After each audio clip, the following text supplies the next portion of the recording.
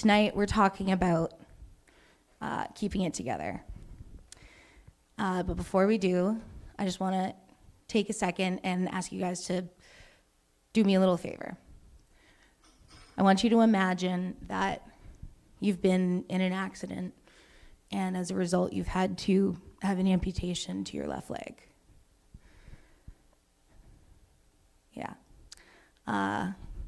Now, even though you know your leg is not there, you can see it's not there, everyone's telling you it's not there, you can't help but feel incredibly itchy on your left shin. What I've just described to you is known as phantom limb syndrome. It's experienced by amputees as pain, itching, sore, tenderness, numbness in limbs or appendages that are no longer there.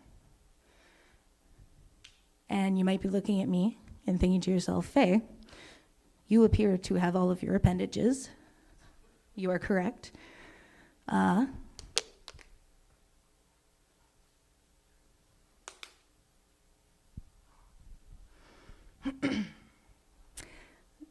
yeah, I have all my appendages. In my experience, the loss of a loved one, or particularly a parent, is very similar to phantom limb syndrome. Because there's this person or limb, right, that you've had there your entire life. And like, even though you know they're not there, it's just been ripped out, you still have the itch, the urge to talk to them, to give them a hug or to tell them about your first day at work, right? So, but it's just gone, and you can't scratch that itch anymore. Keeping it together. On February 14th, my mom came home from visiting my dad at the hospital, as she had done every day that month, or I guess the month prior. My father, who had a lifelong issue with self-medicating with substances, alcohol, drugs, you name it, his body was pretty frail. So what should have been a very simple procedure of removing a gallstone turned into us being called to the ICU to say goodbye to my dad. But then he was, I think I see someone laughing back there, which is really funny. They have a dead parent.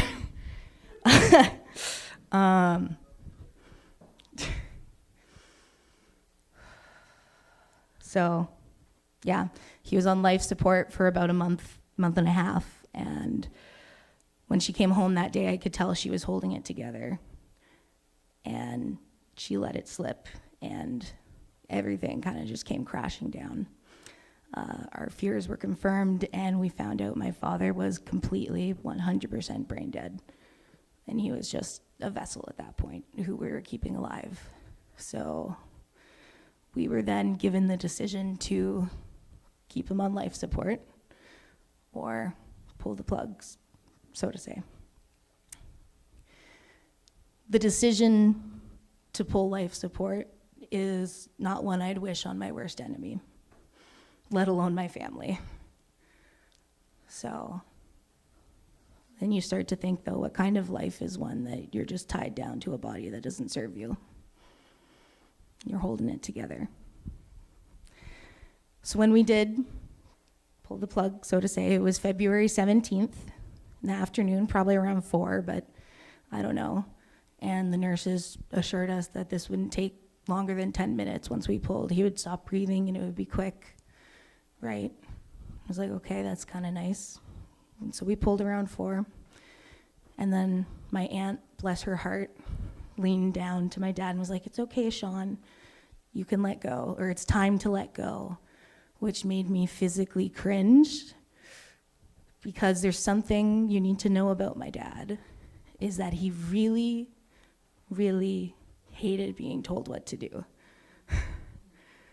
He absolutely hated it. When he was in high school, his friend told him that he would be taking her friend to prom, and he responded by asking the next girl who came around the corner to go to prom, because when he told me that story, he was like, if she had asked me to take her friend to prom, I would have taken her. But the fact that she told me that's what I was doing made me want to do literally anything but. So, fast forward from 4 to 6 to 7 to 10 minutes after midnight on February 18th, which you cannot tell me that this man didn't do that as a like, fine, I'll do it, but because I want to. Not because you told me to. Yeah.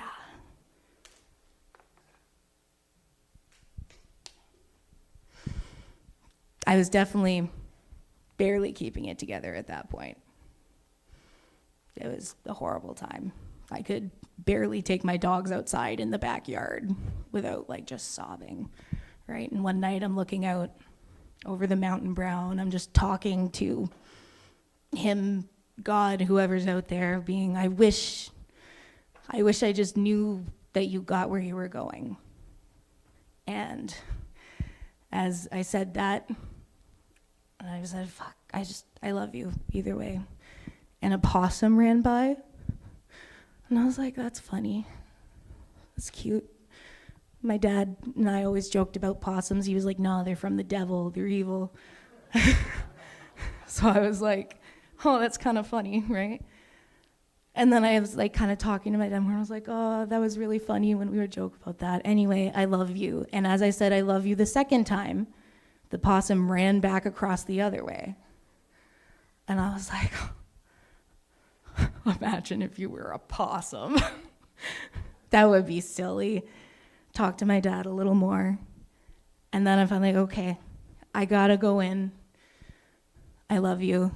And I shit you not, this possum ran by a third time. And I was like, oh my God, my dad's a freaking possum. And that helped me hold it together. It really did. That was definitely, to me, just a universal sign of like, yeah, it's gonna be okay. You can keep doing this.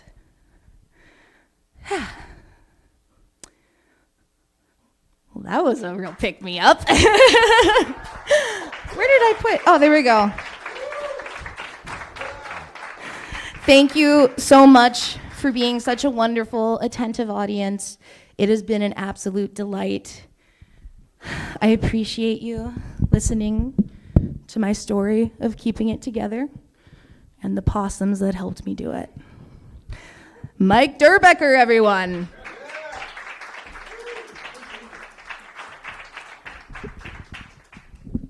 Everybody's got a story, right?